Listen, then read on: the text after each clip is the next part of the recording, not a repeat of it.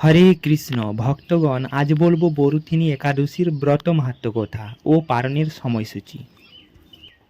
আপনি যদি এই চ্যানেলে নতুন হয়ে থাকেন তাহলে অবশ্যই চ্যানেলটিকে সাবস্ক্রাইব করে আমার পাশে থাকুন ও পাশের বেল আইকনটিকে অবশ্যই প্রেস করে দিন।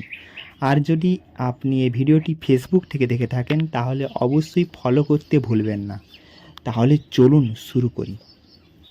বৈশাখ কৃষ্ণপক্ষিয়া বরুথিনী একাদশী ব্রত মাহাত্ম্য ভবিষ্যত্তর পুরাণে যুধিষ্ঠির শ্রীকৃষ্ণ সংবাদে বর্ণনা করা হয়েছে। যুধিষ্ঠির মহারাজ শ্রীকৃষ্ণকে বললেন, হে বাসুদেব, আপনাকে প্রণাম।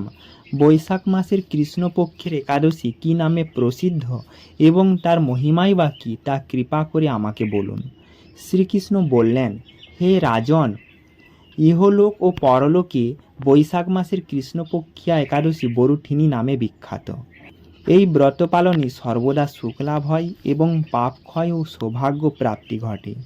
দুর্ভাগা স্ত্রীলোক এই ব্রত পালনে সর্বসৌভাগ্য লাভ করে থাকে। ভক্তি ও মুক্তি প্রদানকারী এই ব্রত সর্ব পাপ হরণ এবং গর্ভবাস যন্ত্রণা বিনাশ করে। এই ব্রত প্রভাবে মান্ধাতা, ধুন্ধুমার আদি রাজারা দিব্য ধাম লাভ করেছেন। এমনকি মহাদেব শিবও এই ব্রত পালন করেছিলেন। 10,000 বৎসর তপস্যার ফল কেবলমাত্র এক বরুথিনী ব্রত পালনে লাভ হয়। যে শ্রদ্ধাবান ব্যক্তি এই ব্রত পালন করেন তিনি ইহলোক ও পরলোকে সমস্ত প্রকার বাঞ্ছিত ফল লাভ করেন। হে নৃপশ্রেষ্ঠ, অশ্বদান অপেক্ষা গজদান শ্রেষ্ঠ, গজদান থেকে ভূমিদান, তা থেকে তিলদান, তিলদান থেকে স্বর্ণদান এবং তা অপেক্ষাও অন্নদান শ্রেষ্ঠ। অন্নদানের মতো শ্রেষ্ঠ দান আর নেই। পিতৃলোক, দেবলোক ও মানুষেরা অন্নদানই পরিতৃপ্ত হন। পণ্ডিতেরা কন্যাদানকে অন্নদানের সমান বলে থাকেন।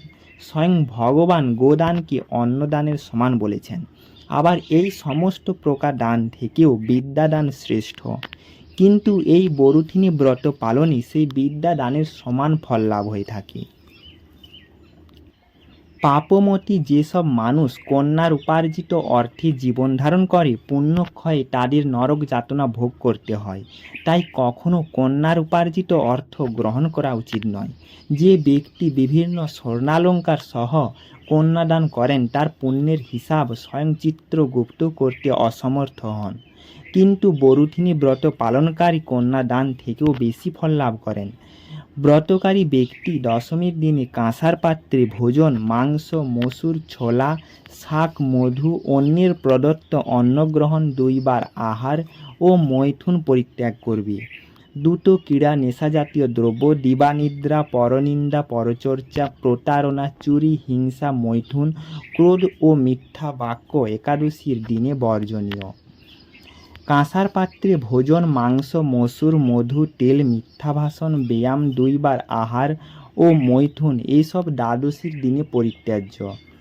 হে রাজন, এই বিধি অনুসারে বরুথিনী ব্রত পালনে সকল প্রকার পাপের বিনাশ এবং অক্ষয় গতি লাভ হয়। যিনি হরিবাসরে রাত্রি জাগরণ করে ভগবান জনার্দনের পূজা করেন তিনি সর্ব পাপ মুক্ত হয়ে পরম গতি লাভ করেন। তাই সূর্যপুত্র যমরাজের যাতনা থেকে পরিত্রাণের জন্য পরম যত্নে এই একাদশী ব্রত পালন করা কর্তব্য।